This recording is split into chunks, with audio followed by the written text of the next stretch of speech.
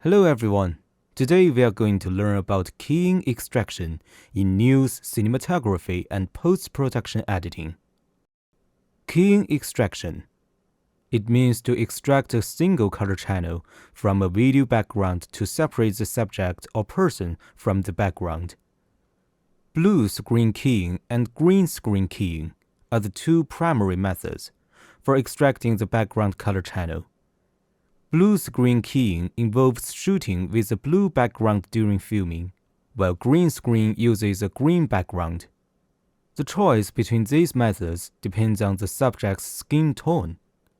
Yellow skin tones use a blue background, because yellow and blue are complementary colors, resulting in cleaner extraction of the blue channel and a cleaner cutout.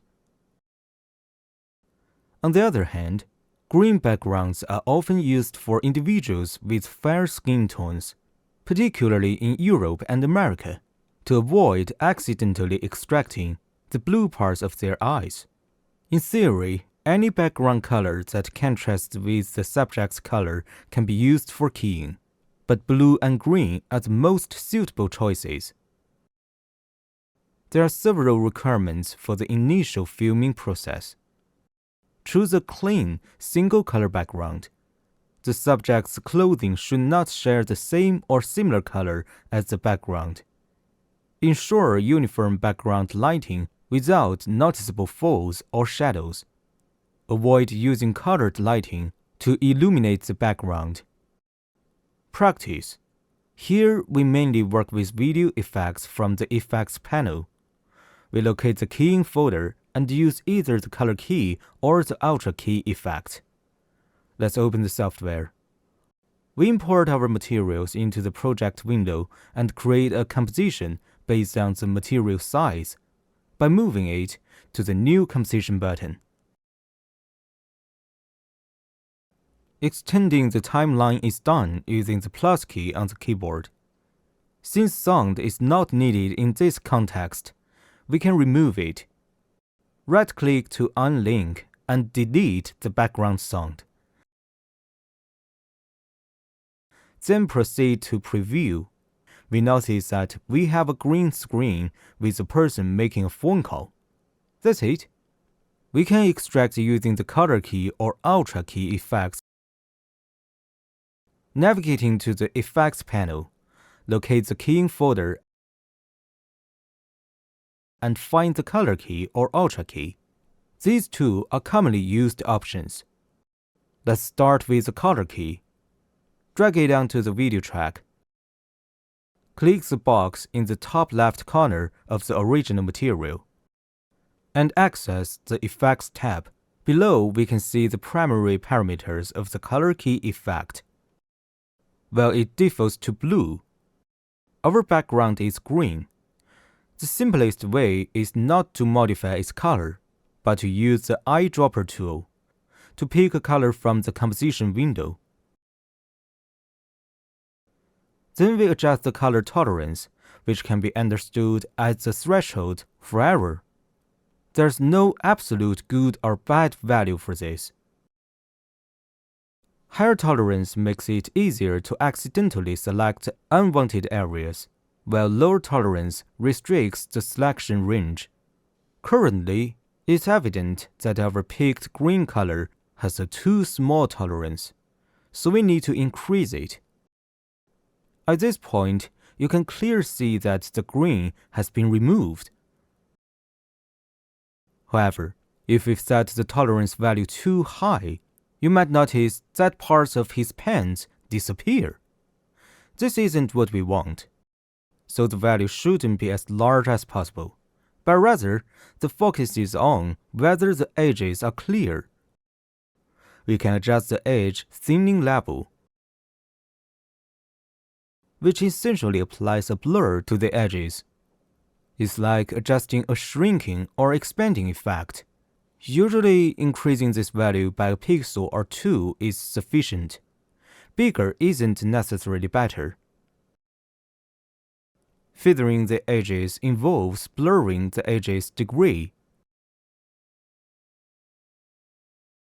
Adding a slight value, say 4 pixels, might improve the result a bit. However, there's still some green inside the subject.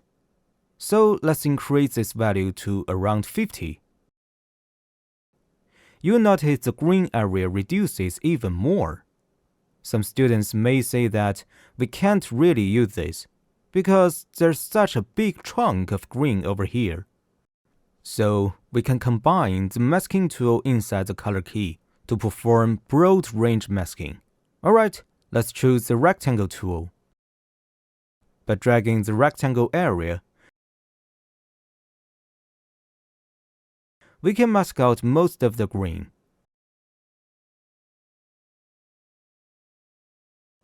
Adjust the 4 points of this mask.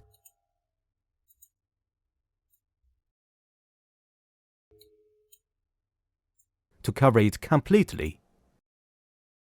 Then for the remaining green part, we can apply a trim. For example, we locate the replace option and then find the trim option. Drag it down to the green part, and then with the trim value, we can control it on the right side. It's very convenient to mask off this right side. So this is the cut out effect we want.